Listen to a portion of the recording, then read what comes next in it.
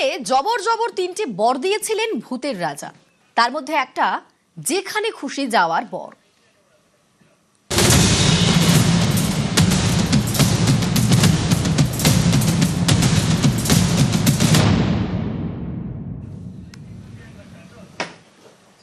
স্বাধীনতার 8 দশকে পৌঁছে ভূতের রাজার সেই জুতোর খোঁজে রয়েছেন এই মানুষগুলো, কারণ তাদের যেখানে খুশি যাওয়ার পথে বাধা এই জীর্ণ ভাঙা নড়বড়ে সাঁকো।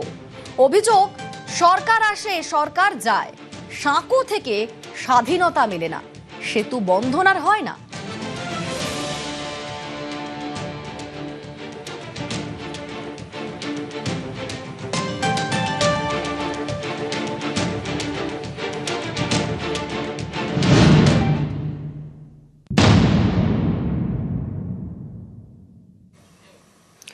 জলপাইগুড়ির জমিদার পাড়া, এখানে ধরধরা নদী পেরোনোর জন্য সাঁকোর চেহারা দেখলে চোখ কপালে উঠতে বাধ্য।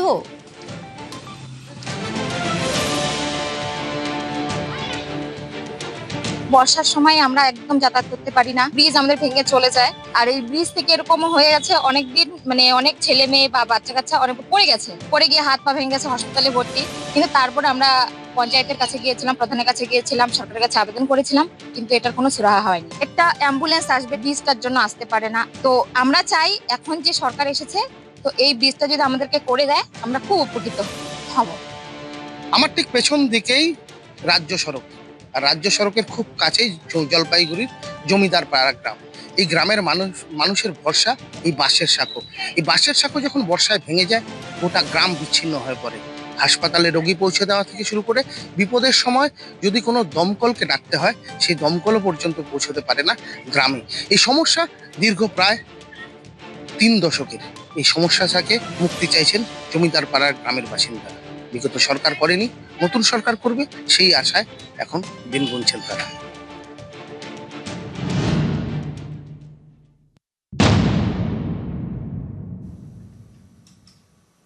এবার চলুন দার্জিলিং এর নকশালবাড়ির খালবস্তিতে। খেমচি নদীর ওপর ভাঙাচোরা সাঁকো, ঝুঁকি 16 আনা।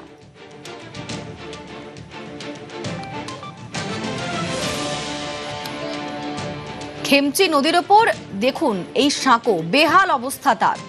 এখানে ঝুঁকি নিয়েই পারাপার চলছে।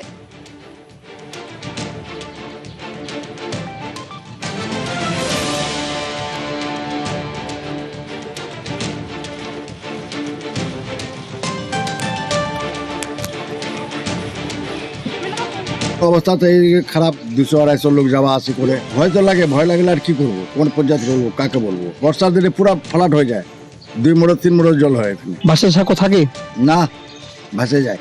এরকম মোটামুটি 10-15 বছর ধরে আছে। আমরা চাই একটা পাকার ব্রিজ দাও। প্রাণের ঝুঁকি নিয়েই যাতায়াত করতে হয় এই গ্রামের বাসিন্দাদের। সেই বাসের সাঁকো যা কার্যত বিপজ্জনক অবস্থায় দিনের পর দিন, আর এর থেকেই মুক্তির পথ চাইছে এই নকশালবাড়ির খালবস্তির বাসিন্দারা। অনেকটাই বিপজ্জনক আর ঝুঁকিপূর্ণ, যা দিয়ে স্কুল ছাত্রী থেকে শুরু করে এখানকার সাধারণ মানুষ যাতায়াত করেন। 1-2 বছরের সমস্যা নয়, 10 বছর ধরেই এই বাসের সাঁকো কার্যত এই মানুষের সমস্যার জায়গা করে রয়েছে। দ্রুত পাকা স্থায়ী সেতু হোক, এই দাবি করছেন এই খালবস্তির বাসিন্দারা।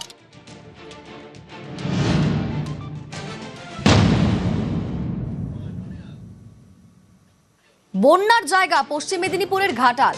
ভাঙা কালভার্টের উপর বাঁশ ফেলে চলছে ঝুঁকির পারাপার।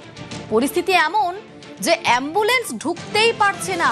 5টা গ্রাম, সেই 5টি গ্রামে অ্যাম্বুলেন্স ঢুকতেই পারছে না।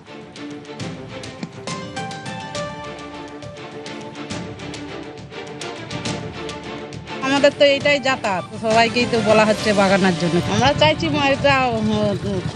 যা হইলে তো ভালোই হয়। বিশাল কষ্ট হচ্ছে, কি বলবো। প্রত্যেকবারে বলছে যে সরকার এলো 15 বছর করে দেবো, কিন্তু আজকাল লজ্জাজনক কথা, প্রধানমন্ত্রী সড়ক যোজনা রাস্তার মাঝখানে খানা থাকে কি করে? হ্যাঁ, সরকারে কি দেখাচ্ছ কি নেই? বহু জায়গার লোক যাতায়াত করছে, এটা মেন রাস্তা একটা। ঘাটাল ব্লকের গড়খাই চাতালে রয়েছি।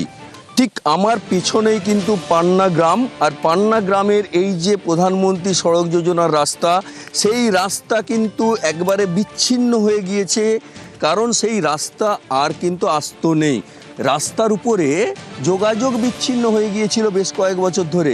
অস্থায়ীভাবে বাঁশ দিয়ে কিন্তু পারাপারের ব্যবস্থা করা হয়েছে, আর তাতেও কিন্তু ঝুঁকি নিয়ে যাতায়াত করতে হচ্ছে এলাকার মানুষকে, কারণ যে কোনো সময় কিন্তু দুই দিকেই জল রয়েছে, দুর্ঘটনা ঘটতে পারে। আর তাদের দাবি বারবার প্রশাসনকে জানিয়েও কোনো কাজ হয়নি। তবে এইবার রাজ্য সরকার পরিবর্তন হয়েছে, তারা চাইছেন বর্তমান রাজ্য সরকার তাদের জন্য কংক্রিটের ব্রিজ তৈরি করুক।